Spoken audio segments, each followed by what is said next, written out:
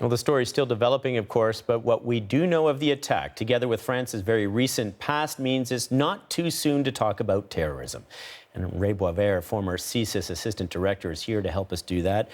Ray, the first question I have is why France? Well, Adrian touched on some of the reasons, but essentially it comes down to two key things. There are domestic problems. France is home to a number of disenfranchised individuals with the right kind of background that would, with the messages from Al-Qaeda or ISIL or ISIS would certainly resonate.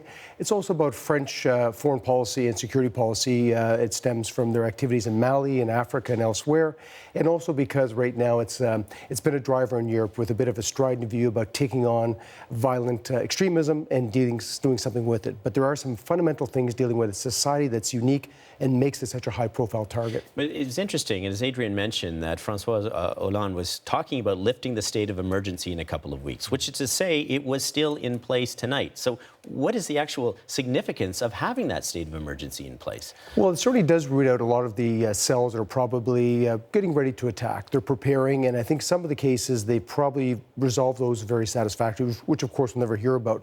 The problem we've seen today, as we've seen in other jurisdictions and in previous events, is the activities of a lone actor. An individual, he may have decided this days ago, weeks ago, or may have been at 3 o'clock this afternoon, only based on everything you saw around Bastille Day, and decided to act out. How do you stop the person who gets his hands on something as ubiquitous as a vehicle and then drives it down a pedestrian street? I also think it's probably a case of post-Euro Cup. The person thought that it's a good time to strike because the guard is down, and clearly it was. Yeah, that's what I'm wondering. Was the guard down? Was there so much emphasis that was put on the Euro Cup that people just didn't expect this and the timing of it, especially the significance of Bastille Day, which is a day of celebration? Well, certainly in my experience, quite often I've been involved in many international events, and the hardened targets are avoided by terrorist planning cells because they're in fact more difficult to get at. And usually they'll attack the periphery, or they'll wait for the event to be over with, and then they'll target that particular area. As we see in this case, it's kind of a secondary or tertiary level city, and I think he saw a better opportunity. But I do think that now security planners will be looking at vehicular traffic and keeping that away from pedestrians, because now it's one more weapon of war.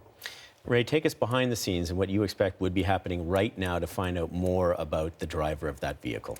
Well, the security agencies in France are considered some of the best. They certainly have a very good domestic intelligence agency, and they have a very good national police force.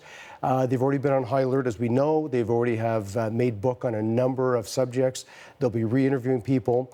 I think that they'll probably conclude fairly quickly that this person was the typical pathology we've seen in San Bernardino. We've seen it happen in other places in the last 6 months.